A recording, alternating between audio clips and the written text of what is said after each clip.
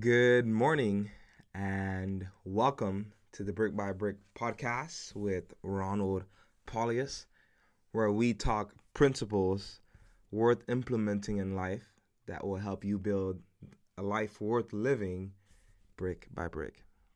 I'm starting a new thing and I'm excited about it. I'm calling it Manna Mondays.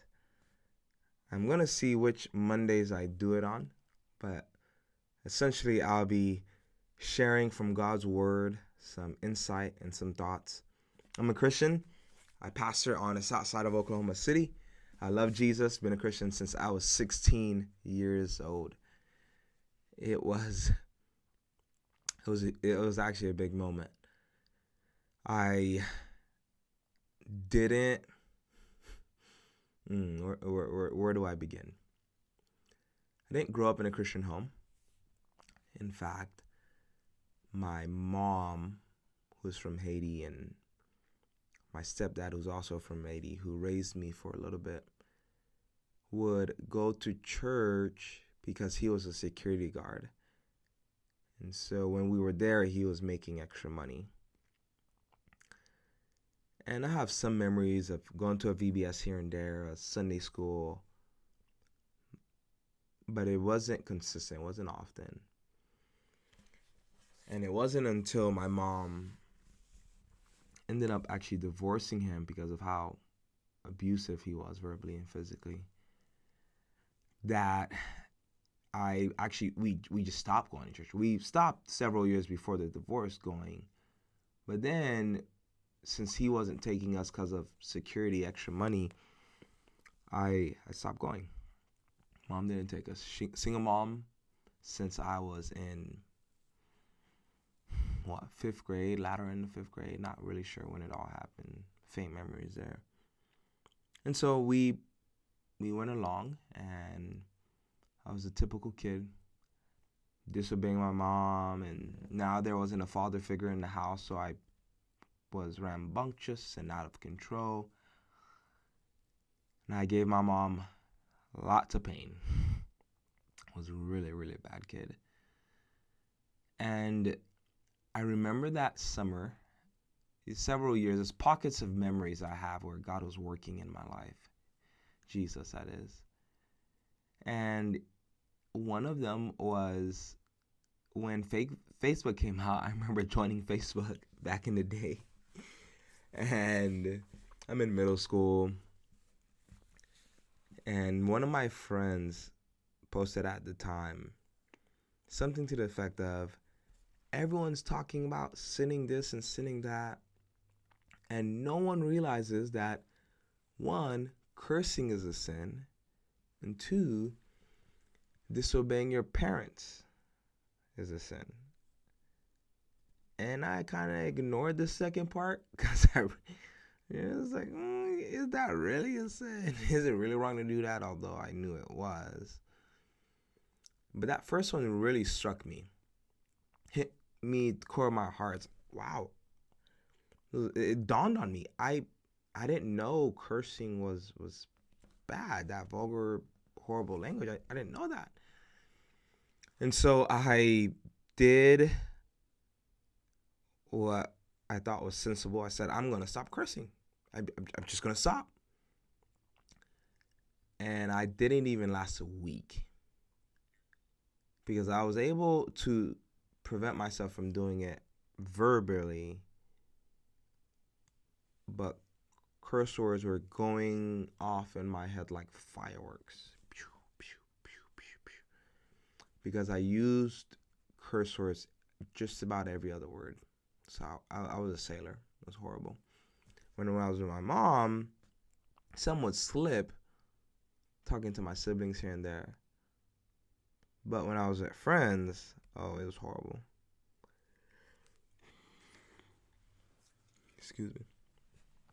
And so that was a pocket of grace. I remember my sixth grade year transitioning in seventh grade. That summer, I almost died. I jumped into a pool, saw a bunch of kids on one side of the pool, cool kids, and on the opposite side were little kids playing tag. And I'm in 6th grade, and I said to myself, I'm not playing tag with the little kids. I'm playing tag with the big kids. So I dove in, came back up for air, and realized that the floor was further away than I thought. 8 feet away, actually. And so I started to panic, started to drown. And it was one of the cool kids, still remember this like it was yesterday, who swam over and kind of pushed me to where I can grab a hold of that side wall and saved my life. So I sat there for a little bit, realizing I almost drowned, and said to myself, I'm going to go play tag with the little kids. That same summer, I was at a laundromat, was visiting in Tampa, my brother's godmother, and we were in a town we were never in. We were passing through, and my godmother is not a Christian. I'm not a Christian. There's no indication we go to church. None of it. And this random person came up to me at this laundromat and says, you're going to be a pastor one day. It's like, what? I'm a 6th grader. I'm what? I've not been in church in years. What are you talking about? Fast forward, it was the sophomore year of high school. A lot of waves crashing and causing damage to my family's ship. Some people wanted to kill my mom. And so it was very, very tumultuous, that season of life. And so my mom decided to move, which she did, into a house, renting a house. So we moved from an apartment into a house. She couldn't even afford the apartment we were in, living paycheck to paycheck.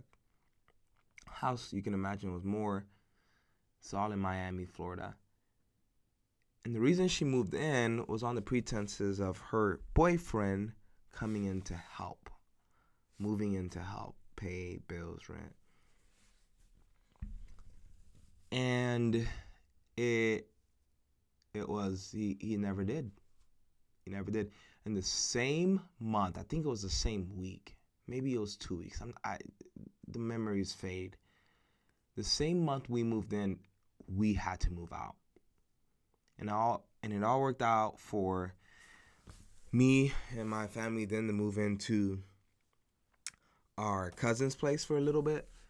And they took advantage of us there, verbally abused us, and said you're nothing, kicked us while we were down, and it's just really bad. My mom and I, 3 other siblings, just really horrible. At the time, I had a girlfriend who I was using as my comfort piece, my help in the midst of all of this that's happening. We're basically homeless, living at cousins' places, and then my mom loses her job, which made things worse, as you can imagine. But my mom finally got fed up with how this cousin of ours was treating us. It worked out that my childhood friend from that apartment, his dad was passing by on that street. I don't know for what reason. I don't even know. But my mom caught him, saw him, started having a conversation. And I remember my mom saying, "Hey, Pastor Claremont, come over here." And I came over to go see Pastor Claremont, and we were talking. My mom says, "Would you be able to take Ronald and Jesse?" My other brother, my youngest brother, Joshua, wasn't living with us at the time. He was somewhere else. And so he's like, yeah, I can take him in his house. He has 3 boys and several other cousins that were living with him. And it was just taking care of all those people. He's like, yeah, come on over. So we moved there. that summer, so summer breaks in, and we're there playing with this kid. We played football while we were at the apartment, played Call of Duty. Oh, Call of Duty is amazing. Played COD and all these other games, had good time. We played so much football that we got bored and we had to bring in different rules to make it interesting.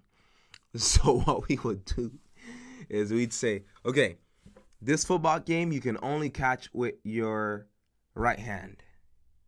Okay, this football game you can only catch with your left hand. So my one hand catches are splendid, are glorious because of all the time we spent playing football and literally just doing one hand catches all the time. And so now I'm spending the whole summer with him and his brothers. So we're kicking it. We're playing basketball. We're walking to the YMCA. Just all different types of things. Just a real amazing summer. That summer, I secretly said to myself, well, I'm going to read the New Testament and find out what this is about. Just going to read the Bible and kind of see what this God thing is about. And so I did. Read the Gospel of Matthew. Was going to read Luke, John, and Acts and Mark. But I said to myself, they're all the same book. I don't need to read that. They are, in fact, not the same book. And so read the New Testament, bits and pieces, and read Romans, and just was convicted of how I realized how evil I am, and or I was, and how sinful I was, and how I needed to be changed. I'm still with this girlfriend at the time, though. Addicted to pornography, watching that, and just feeling the emptiness in my soul deepen and deepen and deepen. And it wasn't until a catalyst came. While I was at my cousin's house, I flirted with another girl and entertained the thought of kissing her. I'm in 10th grade. This girl was in maybe 9th grade or 8th, whatever it was. And so we're both minors, both little young kids, whatever it was, and I never saw her till this day. I never saw her again. But I said to myself, or we said, yeah, let's make out and just whatever random, just dumb stuff. Should have never done it. I was still with my girlfriend at the time, and so we go in and move into my friend's house, and that who's a pastor, and one of the cousins, actually one of the relatives that was living with him, somehow that girl, I think, sent him a screenshot of our conversation. So he's held on to this for months. This guy, this relative, who was a friend of mine also, he'd cheat on his girlfriends all the time. And I would snitch on him, like, hey, you shouldn't be cheating on your girlfriend. So I did, verbally. And he got a screenshot, and at the right time, he sent it to my girlfriend. I was like, hey, so this guy's he's cheating on you. He's going to make out with another girl. And my girlfriend said, we're over. And at the time, I was a romantian, really romantic. See all the Hollywood movies, guy gets a second chance, and they make up and live happily ever after. And I thought this was gonna happen. Like, hey, I'm so sorry. Can we just make up and I'll never do it again? And she said, nope, you only have one chance. I was like, wow, one chance. And you can imagine, I'm homeless. I've not seen most of my family the majority of the summer. I'm not even sure if I'm going back to the same high school where all of my friends are. I went to North Miami Elementary. I went to North Miami Middle School. I went to North Miami High School. And had a great 9th grade year, 10th grade year, finished that off strong, going into 11th grade, and I might not even go back there. Because my mom said to me, hey, we're moving somewhere up north to a new high school, new everything. I was like, wait, I'm just going to lose 11 years of friendships and what? So that compiled and waves crash and crash and crash. On top of the realization God got me to that I was a sinner in need of his grace and help. And I can take you to the room. I can take you to the house. When my wife and I visited Florida on one of our trips down there, I took her to the street where the house was. That childhood friend of mine, he doesn't live there anymore. They've moved on to another place. But I took her to that house and said, this is where we were living. That window right there is the room I prayed in. And I prayed this. I said, Lord,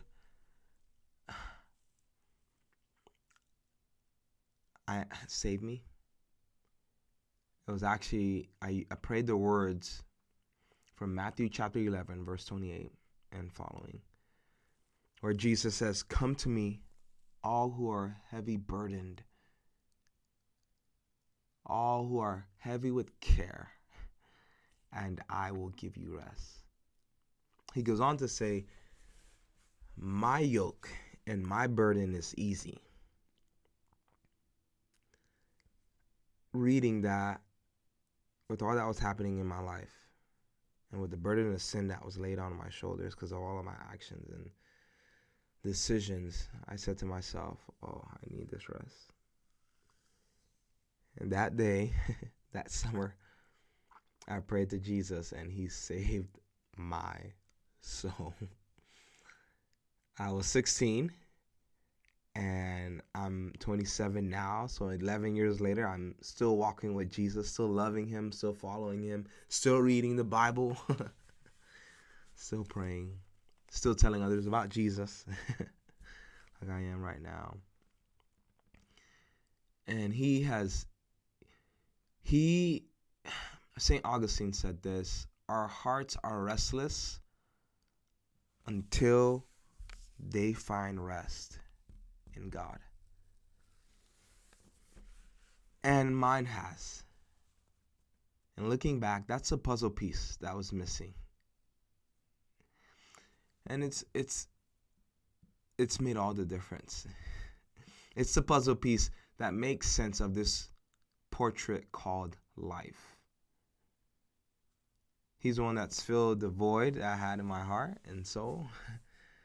And he's the one that has made me clean and whole. And so I'm going to start a new thing on this podcast and have a Monday Manna session where I share an insight. I share something from the Word of God, like I just did from Matthew 11 and how it influenced me and changed my life.